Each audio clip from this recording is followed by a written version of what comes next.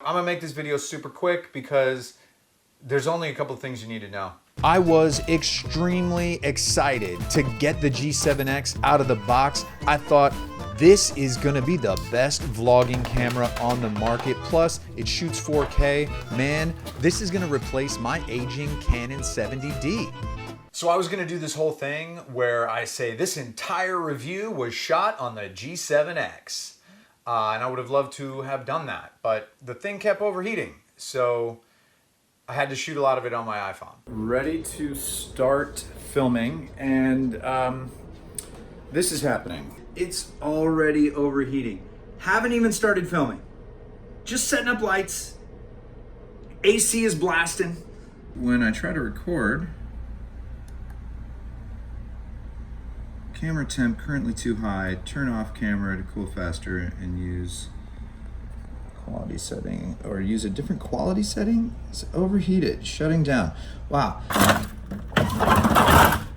It's a hot day, and if it can't even do a few shots indoors with the AC on, I don't think it's gonna do very well outside today.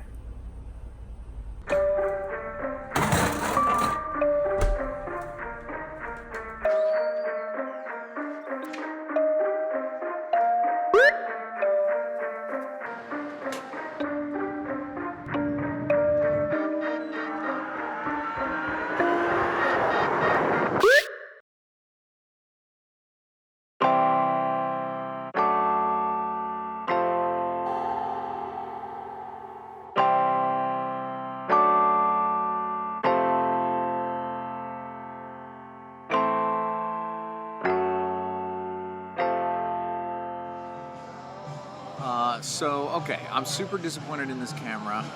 It has overheated on me, not only in 4K mode, but it's once it's in overheat mode, it won't let you do slow motion either. Canon's basically like, hey, here's a couple of dope features you can't use. I watched 3 or 4 reviews about this G7X before I bought it, and all of them gave great reviews. None of them said anything about overheating. Then I started to have the problems with overheating, and so I searched YouTube for Canon G7X overheating. Whew, there are a lot. So the people giving this good reviews have got to be getting paid by Canon. Does it got me? I hope it has me. I have no idea if I'm in focus right now. The iPhone has a better autofocus system. This is only a camera. The iPhone is like a computer. It's everything. Why does the front-facing camera on an iPhone have a better autofocus? Most of the reviews I saw when I was looking at this camera didn't mention what mode autofocus was in, so I tried both modes. There's one called servo mode that you have to switch it into. I tried that one thinking, hey, maybe this is gonna be better. It's not better. It's not worse, I don't think. It's not better either. This was the best I was able to do with lighting up the studio. I got a new little blue light behind the couch here, so that's the first time I'm using that. Besides that, the lighting setup is almost identical to other videos that I've done. This is the A7S II, and this is the Canon 70D. I mean, honestly, it looks pretty nice to me right now, but this is 1080p. I was really hoping for a tiny little point and shoot for $750 that I could use as my A camera.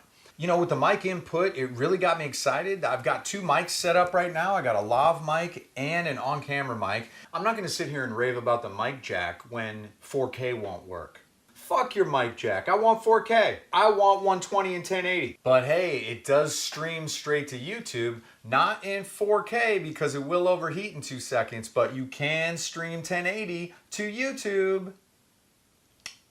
I'm looking at the Sony RX100 Mark VII because I've seen a couple of good reviews on it. It looks like that might be the camera that lets me do everything I need to do without overheating. Yeah, I can't wait to return this camera. I can't wait to spend that extra $400 on the Sony RX100 series. This whole review could be, hey, how's it going? I'm Emmett. This camera sucks because the 4K and slow motion features are completely unusable. They overheat. End of review. Hey, thanks for watching. If you haven't subscribed yet, you know what to do.